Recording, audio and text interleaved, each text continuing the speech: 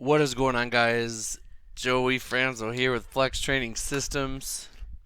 I'm back from Nationals.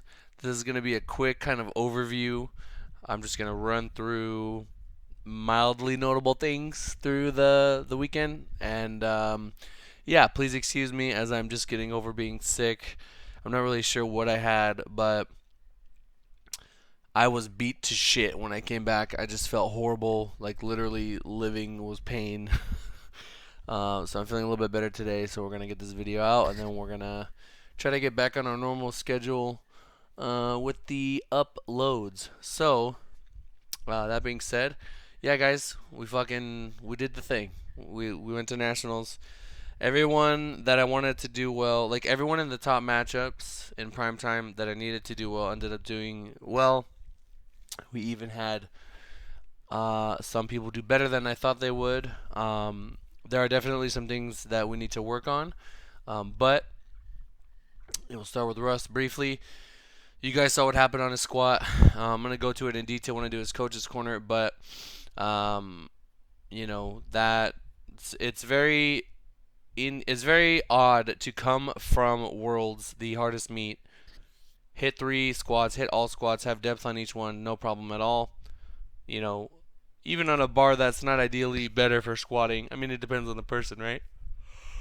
And then, sorry about that. I'm yawning. And then come into nationals and smoke the same weight he hit at Worlds, and then miss it on depth and then get it on his third.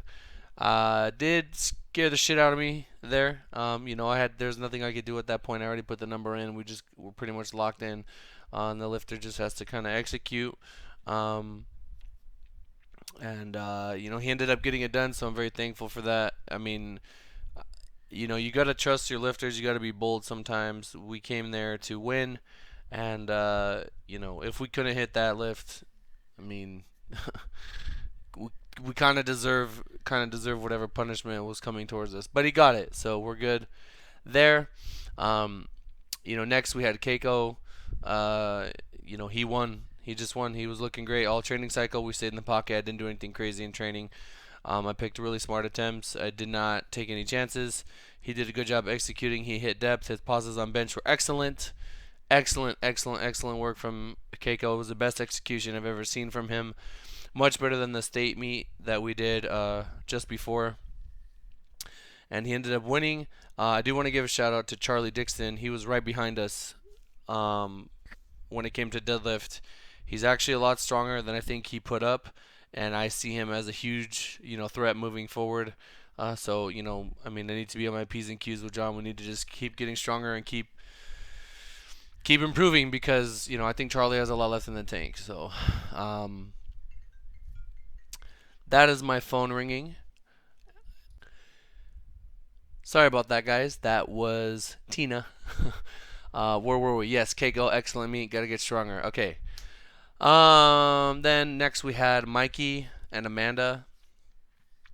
By this point of the week, I was absolutely destroyed.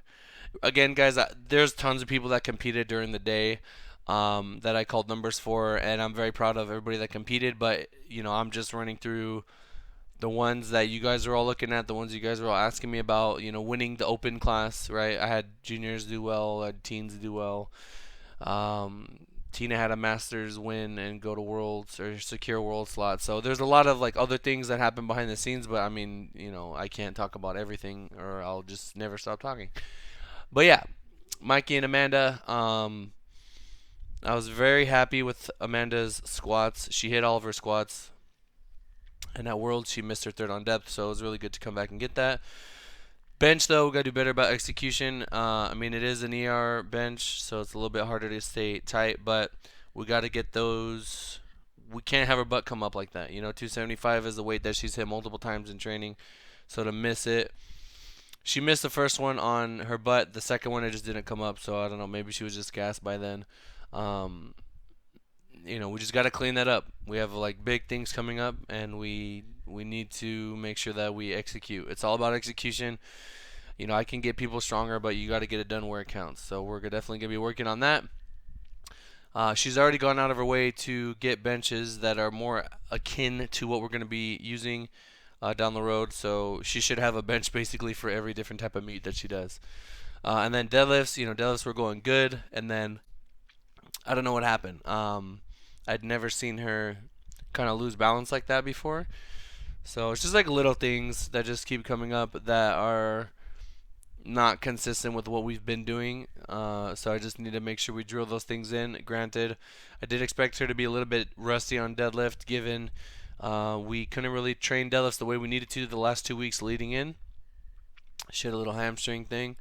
But I mean, I'm gonna do her coach's corner, so I'm gonna go over all that. So, yeah. Also, oh, Mikey. Almost forgot about Mikey. Mikey came out of nowhere, took second place, weighed in at 5:30 when weigh-in started at 4. Barely made weight, literally by like a point of a kilo made weight. Um, Ended up making weight. Freaking smashed Pedialyte, or not Pedialyte, smashed his Tri-Roll, smashed his orange juice, smashed whatever the fuck he had to smash to get up to weight.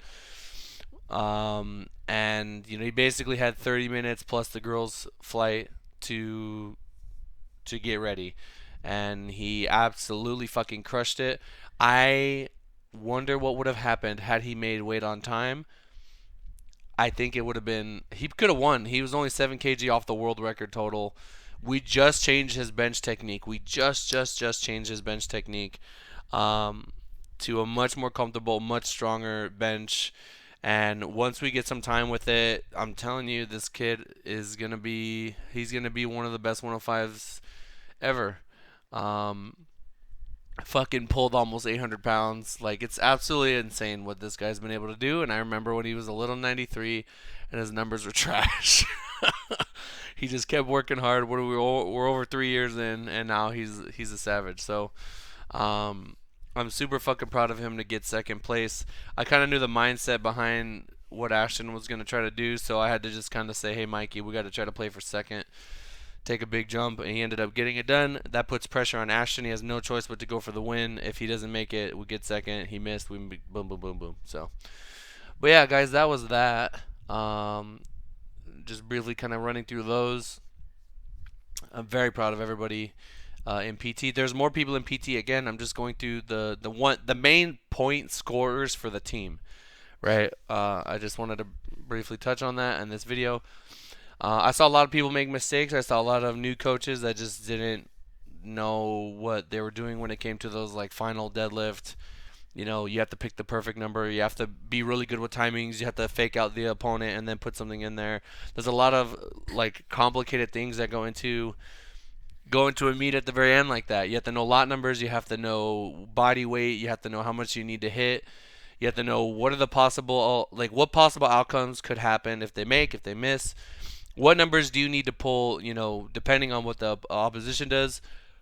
These are all things that I saw people fucking up on. People weren't taking chips on records. There are just like so many things that people were just missing and just messing up on. I might do a video breaking down that whole thing because I realize that the people that I'm competing against, like, they have good management. They're already gonna know all this stuff. It's more so for those that are like up and coming, that have not been in that situation before. So I mean, I would rather people know the scenario, like know what to do, because they're gonna be predictable for me. Like, it'll be easier for me to predict them, if that makes sense. At the end of the day, it just comes down to who's strongest. So yeah. Shit. What else was I gonna say? A lot of people. Oh yeah, this was a meet where I felt super confident and just in my execution. I felt very comfortable in those high stress situations. I was very calm. I didn't feel really any anxiety. My main things come down to, I have like two options in my head, and then I talk to my lifter to get an idea of, where I'm gonna go from there. Like, how did it feel, heavy or not? But you also have to know your lifter that you're dealing with. Some lifters, they're just gonna always tell you that everything is easy, so you gotta kind of not ask them for their opinion and just put in what you gotta put in. Others are a little bit more realistic, and you know, like Mikey, for example, he works for me. He's one of my coaches. I trust his judgment a lot. So if I tell him, hey, I need to jump this much, I just want to make sure that you're able to do that. You feel like you can do it.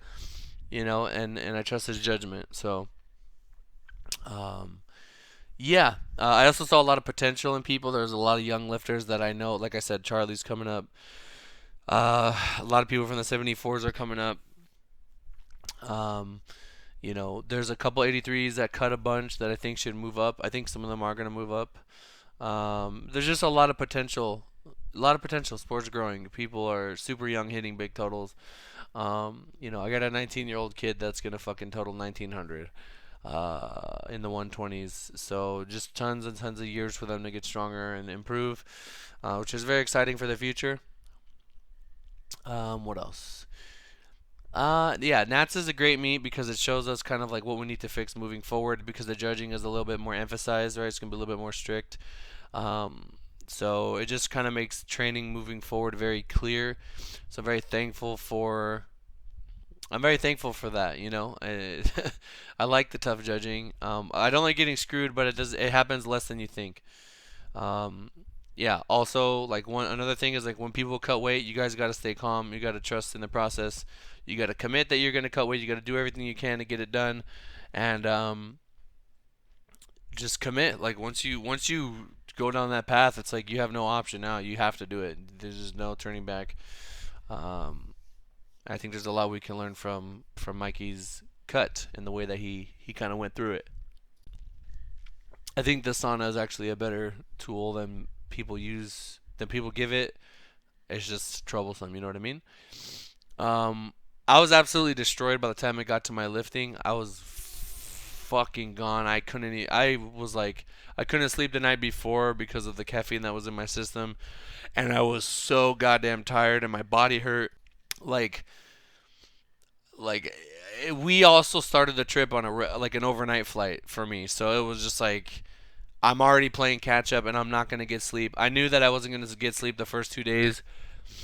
It just sucked, guys. It was so horrible. I can't believe I competed, and I'm thankful that I mean I did get hurt, but it was like my back healed quick and my rear delt was like so tender I couldn't lift my arm. But it's been a couple of days now and it feels a lot better. It's muscular, so muscles heal quick. Um, but Jesus Christ, I mean, if you take my top projected numbers, that I mean, I do the same process for picking my numbers every meet.